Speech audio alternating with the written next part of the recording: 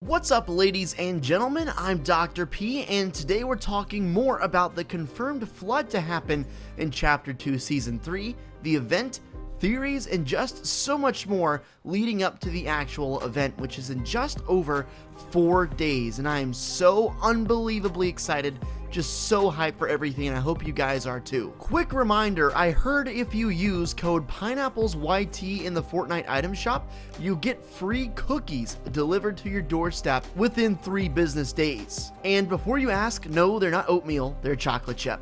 So yesterday, the internet was absolutely spiraling with theories based on the PlayStation leaked image for Chapter 2 Season 3, and in case you somehow missed that, this is the image they leaked yesterday, which shows the battle bus floating over an island almost completely submerged in water, and the only land visible is that small island in the background with 3 palm trees on it. Now, several theories have arose from that. Number 1, a SpongeBob possible crossover.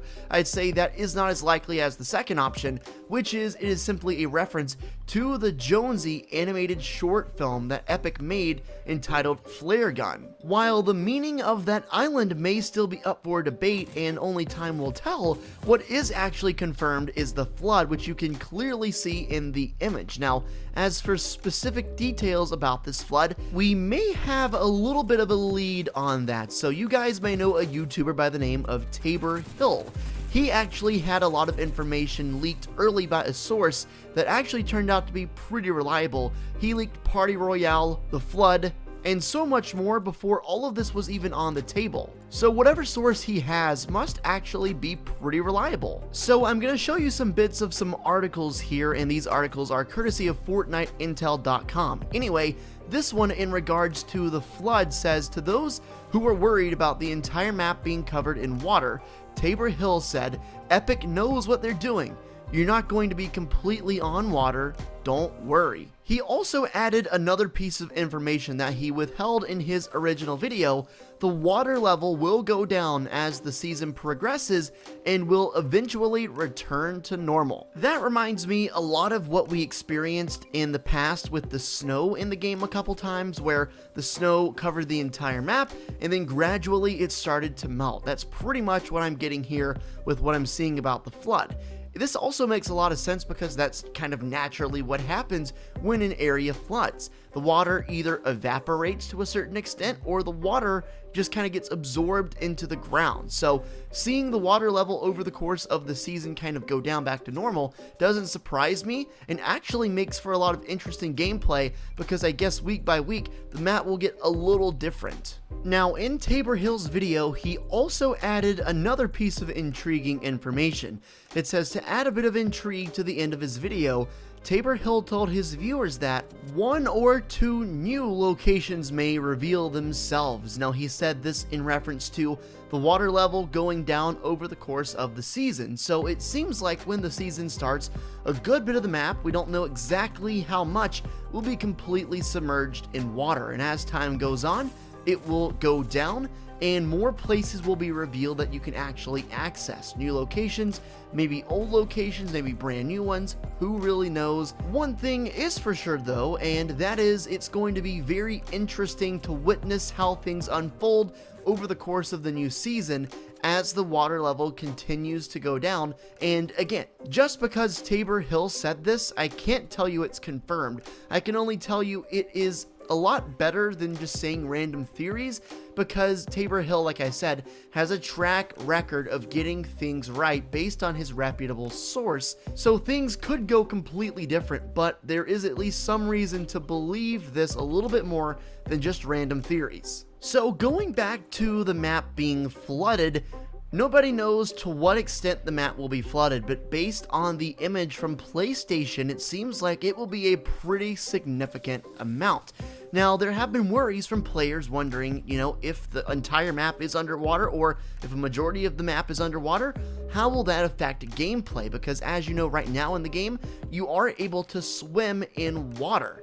However, the game mechanics are a lot different, and it's very difficult to fight out in the water just because things are a little finicky. So if the map was to be flooded and everyone was constantly swimming the entire time, I don't know how much people would actually like that aspect of the game. So that's kind of led people to wonder what exactly the physics would be like underwater, and if Epic would change things to better fit the mold of what players would enjoy. I found this really interesting graphic on Reddit by user JJGuy0, who basically kind of outlines what he believes to be the best strategy moving forward if Epic does decide to make gameplay take place underwater.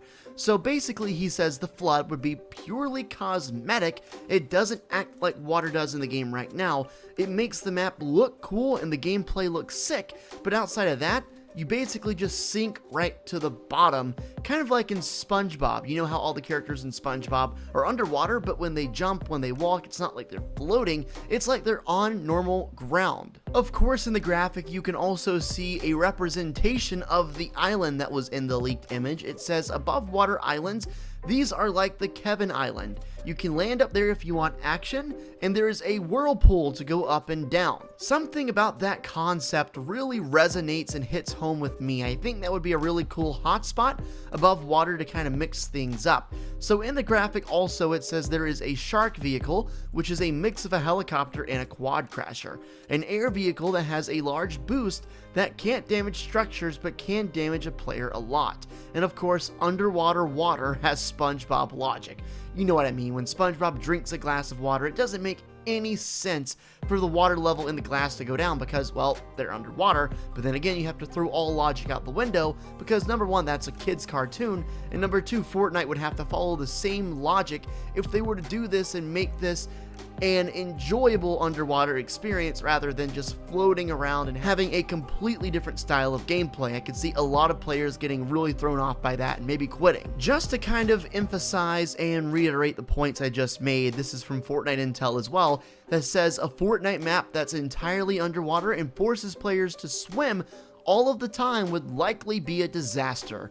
It would change the game far too much, and most players would probably be turned off after a couple of weeks, not to mention all of the bugs that would likely arise from this mechanic. That's another very underlooked feature as well. If there is literally a completely brand new mechanic in terms of movement underwater, you can best believe there would be so many different bugs that even Epic could not account for off of release, just because it would be so new, it would be so different, and there is just no way that you would not have some sort of game-breaking or game-altering bug that would come up and cause massive mayhem. I've got a question for you in the comments section, so I need you guys all to answer if you can.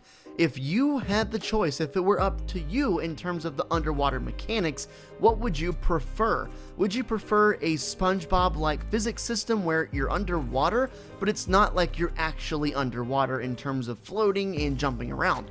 Or would you prefer there to be an entirely new system of playing when you're underwater, including complete submersion and swimming and different mechanics and different styles of jumping, different styles of shooting possibly, maybe having to lead your shots or delayed bullets underwater? I don't really know what they could do with that, but I do know that would probably be a very big change up in the game a lot of players would not like. Another thought, I wonder, since we're probably going to be underwater at some point throughout the course of the season, regardless of the way they handle the physics of it, will we have to have or be equipped with some sort of breathing apparatus? Because again, we're underwater. I wonder if we're going to have a new item like an oxygen tank or scuba diving equipment to go underwater.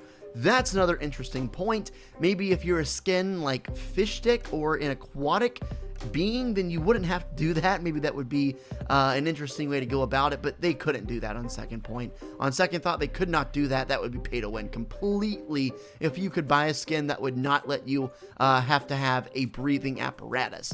Just so many different things to consider for the season, and I really like that we don't know a lot. I mean, Epic has held their cards very close to their chest, and they haven't really given a lot out. If it wasn't for PlayStation leaking this graphic, we would still not know entirely entirely for sure what's going to happen, and we still really don't know entirely for sure what's going to happen. We just know for a fact there's going to be a flood, and that really is about it. But I'm so excited. Make sure you guys tune into my live stream on caffeine.tv on Saturday, June the 6th, to make sure you are watching the event live with me. I'd really appreciate that. Also, make sure you subscribe and drop a like if you like what you see and you want to see more. Make sure to leave your theories in the comment section or tweet me for a chance to be in my next video, and I'll catch you in the next one. Take it easy and stay safe.